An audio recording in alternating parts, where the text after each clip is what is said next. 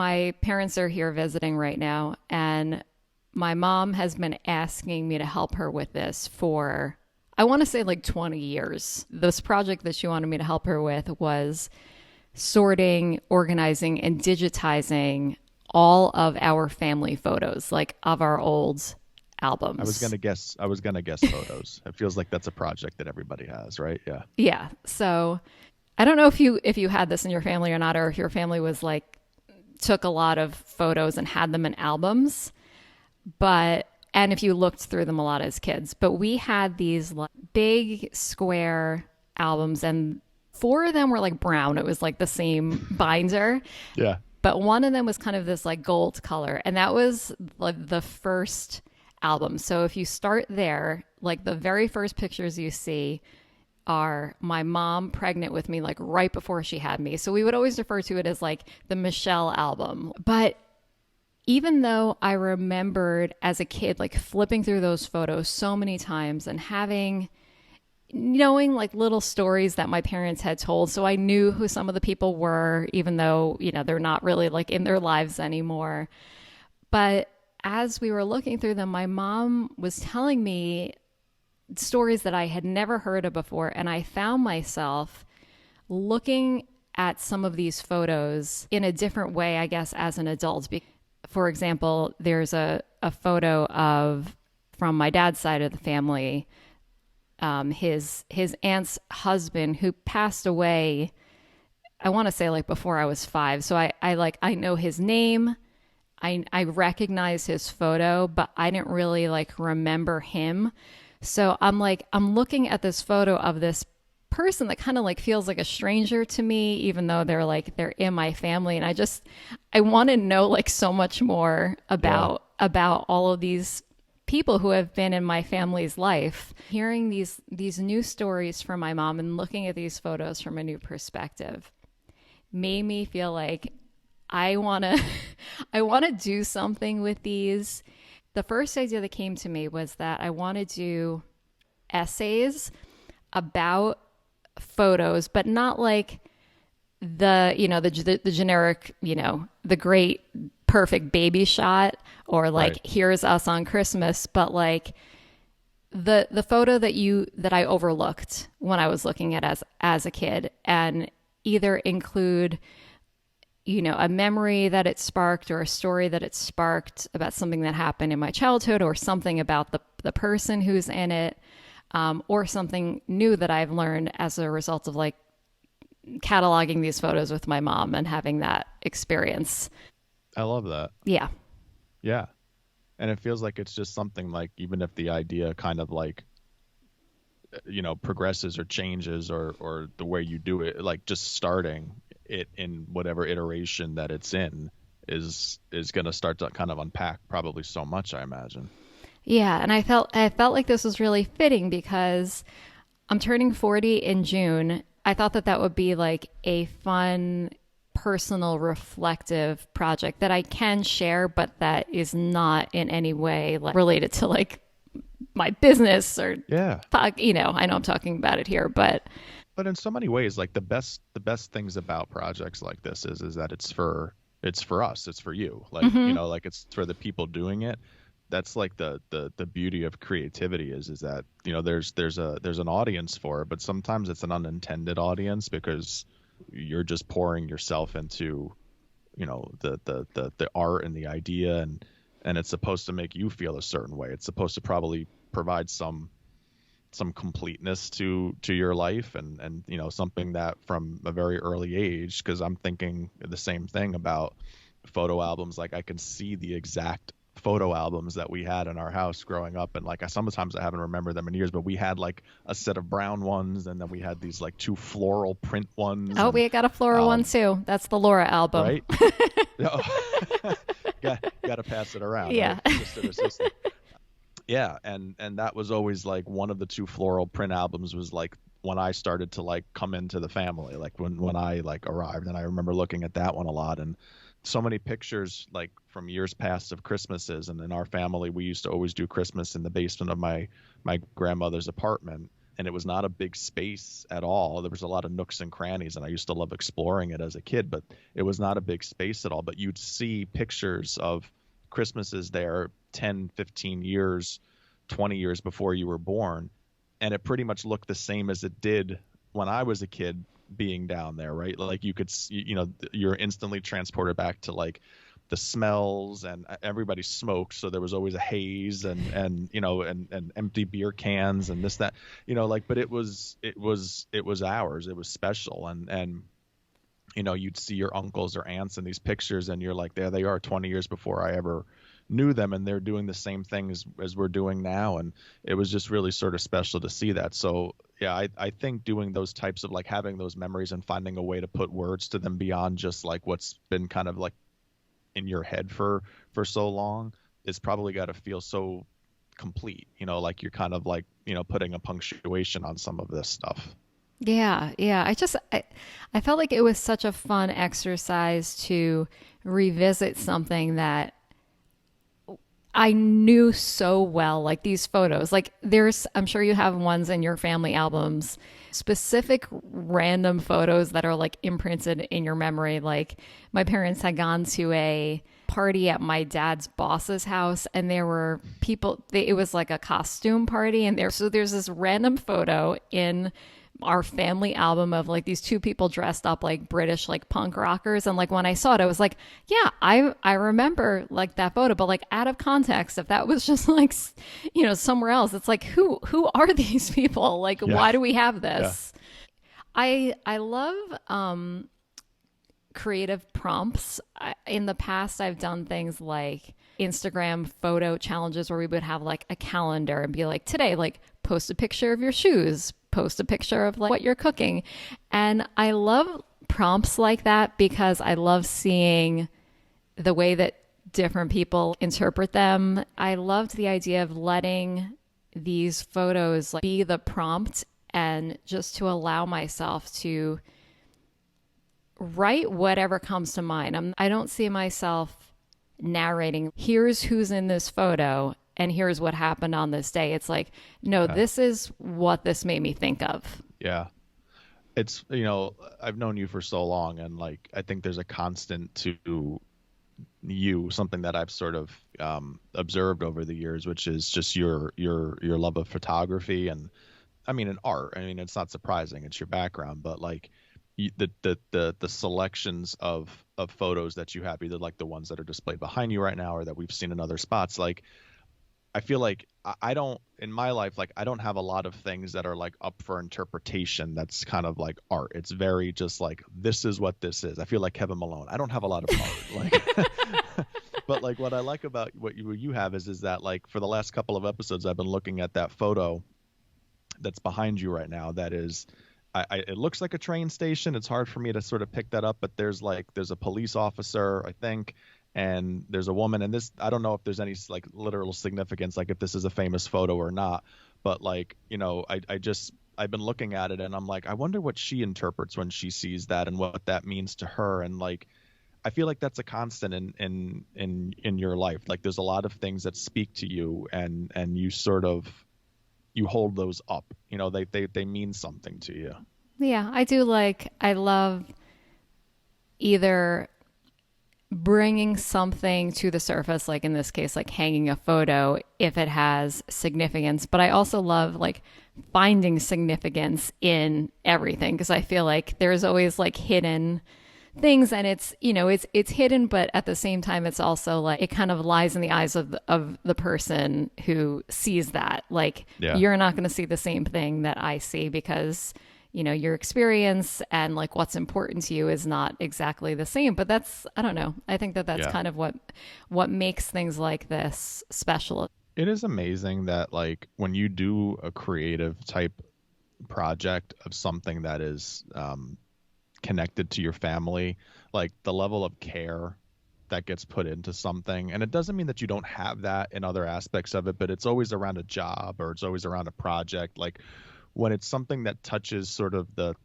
strings of your roots and your family, you want to make sure it gets its just due, and you want to make sure that it comes out that this is a part of you. I can remember when my wife's father passed away back in 2006, and when he was much younger, he was in a band, and my mother-in-law came across cassette tapes of recordings that he and his band did either live or, whatever. And she gave them to me and she goes, I want to try to digitize these. Do you have a way to do this? And, she didn't want Rachel or any of her brothers or sisters to know about this. So I had said, like, I don't, but I'll figure it out. Like, so I ended up finding a converter, a tape to MP3 type, device, and loaded everything onto my laptop. And it took a while. It wasn't as quick as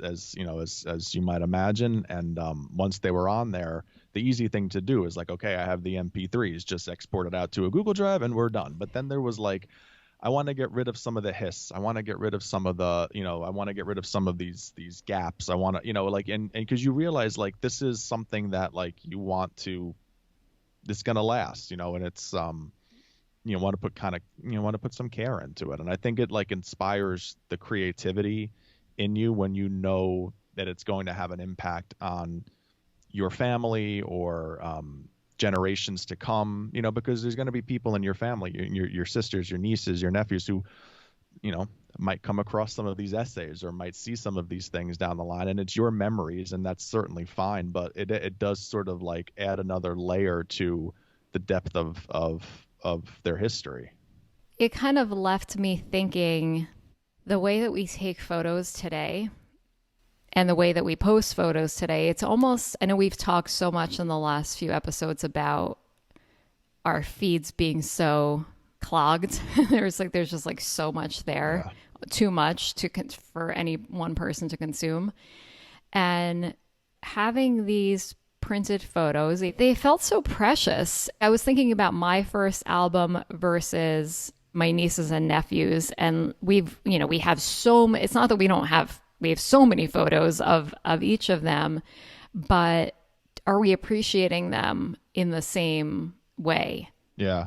You know what I miss is all those photos that you probably had, they all probably have a tinge of yellow to them. Yep. Now. Yep. And there was something special about holding it because the print was different. Like the paper that it was printed on was either a little thicker or, as it sort of evolves and as prints change, like, but it always had that sort of like yellow effect to it. And now, like, I know because of the quality of cameras, like photos, from 10 years ago, appear more blurry or whatnot. But because everything is so digitized and because everything is on screens, like, you lose that, like, that historical kind of like a feel of like old to it. This has a historical feel to it.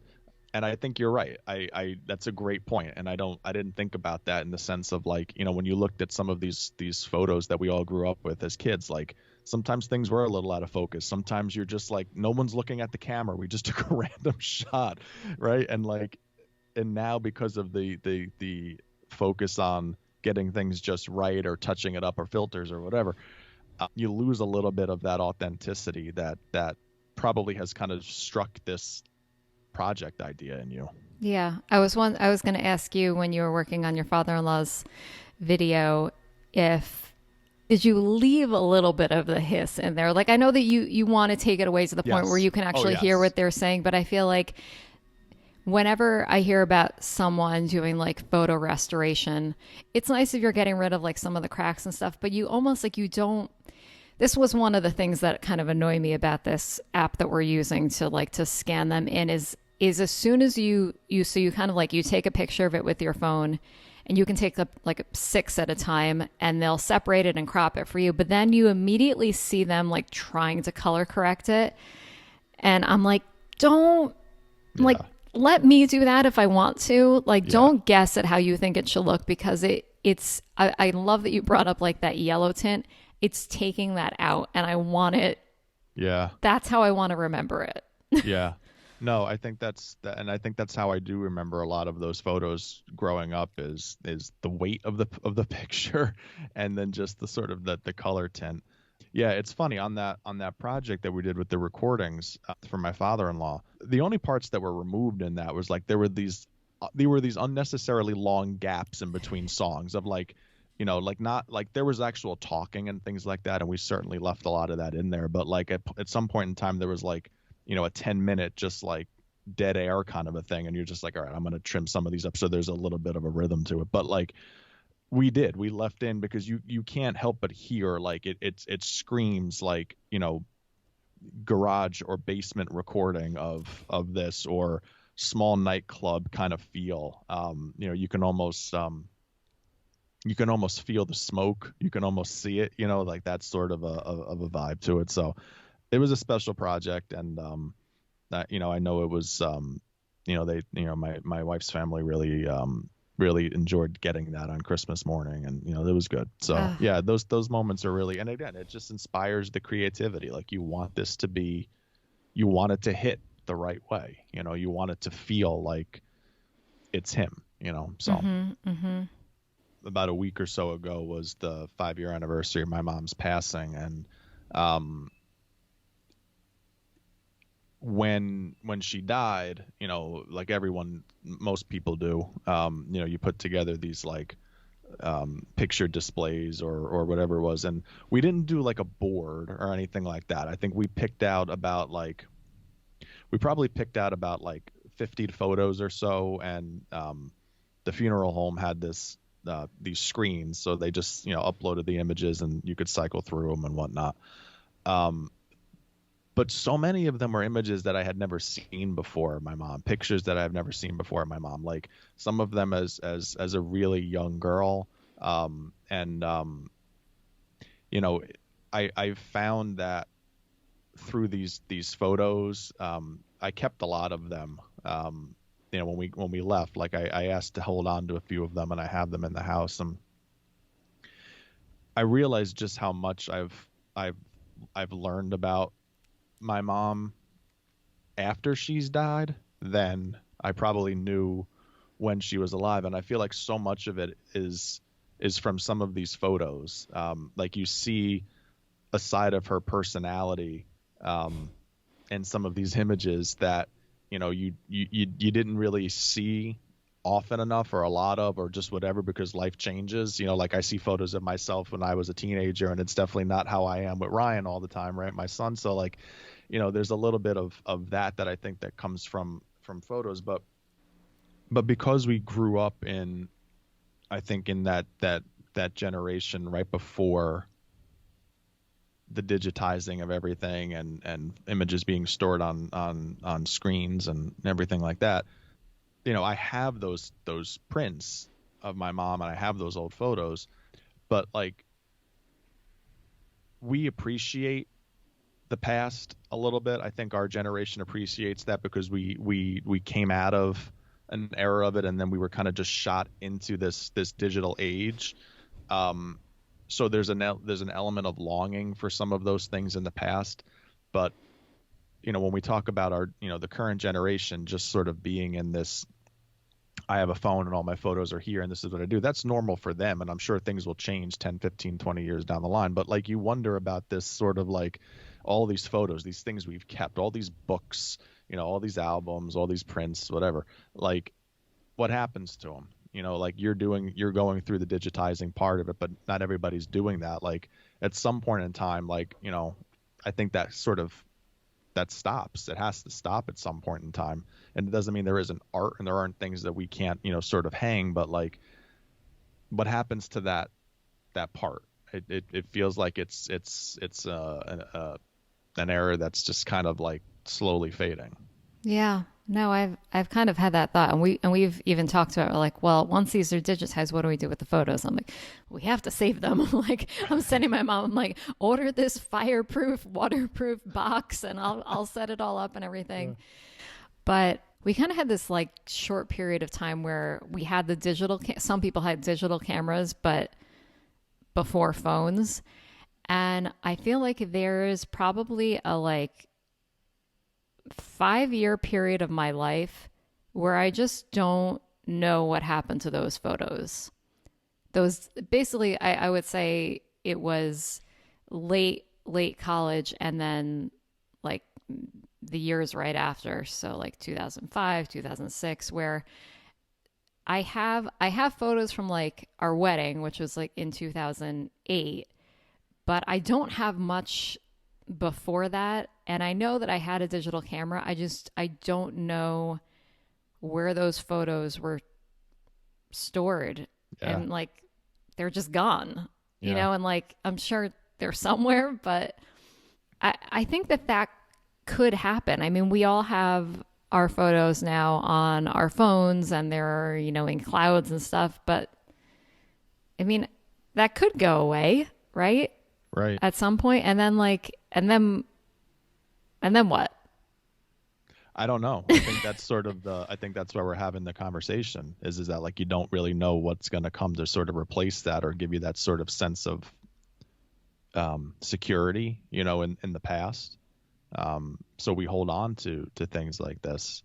Um, about 5 years ago, I came across a photo of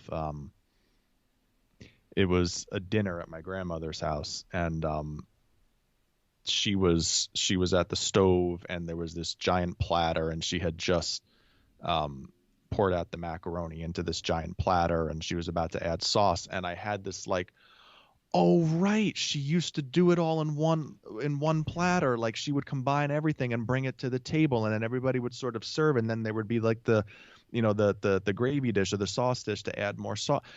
And it's funny, like for so long, whenever I would make sauce, I'd make it, and then like you'd make the macaroni, and then you'd put the macaroni on the plate, and then pour the sauce on top and bring it to the table, right? Because it was just sort of like my routine. And I saw this, and I was like, I'm doing it that way from now on. Like, because it just is like, it's another like ode to your past, but it's an ode to like a memory that you remember that it was always different at your grandmother's house. Like, it was always, that's how she did it. And now I marry everything separately. Like, I'll do it like, I might make, a giant pot, but like when it comes time to serve it that day, like, I'll put a little bit in a small pan, boil the noodles, pour everything in, mix it together, and then bring it, and then have a little bit of sauce on the side if you want to add more. And it's like I love the act of coming across something like that from your past that inspires you presently and into the future, changes a habit, changes a way that you approach something from either a creative standpoint or just more of like a personal or institutional standpoint.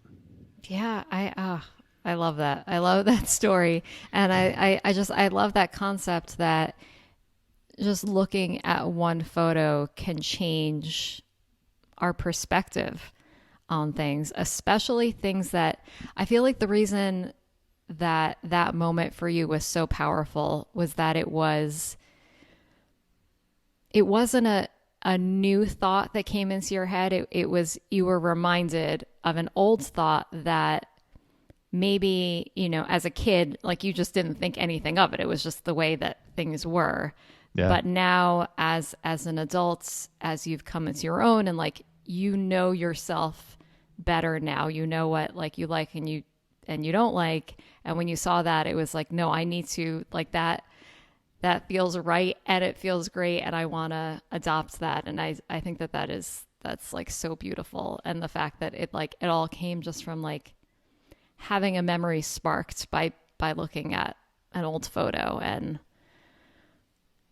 Yeah, you feel this connection yeah, to your past. I think sometimes in these moments that like, allows you to feel a little bit more in touch, um, with your roots. And the other thought that had come to mind is, looking at that photo is, my grandmother must have been a very patient person because to have a camera in your face as you're trying to like unload pasta into a giant platter and sauce. I'd be like, if that was happening to me now, I'd be like, get the hell out of here. Like, I'm busy, get out of here. Like, but like, that was like, I'm so glad that was like, whoever took that, in that moment, like captured it coming together. And because that person, I mean, again, I have no idea who took the photo, but that person's photo 30, 40 years later has touched a member of the family in a way that, they couldn't have imagined it happening in that time. I remember my dad always saying whenever something good or bad would happen, it always seemed like it was when something bad would happen. I had a root canal when I was 9 years old.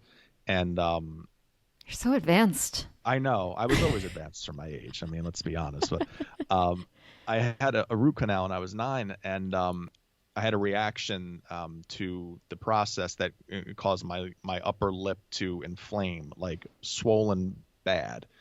And I looked ridiculous. And I remember like going to the doctor that morning, and I got an injection that was like designed to take the swelling down or whatever it is, but it didn't work immediately. And when I got home, my dad was like, "We're gonna take a picture of this because you're gonna want this for posterity's sake." That was always the line, whatever it was. Let's do this for posterity's sake.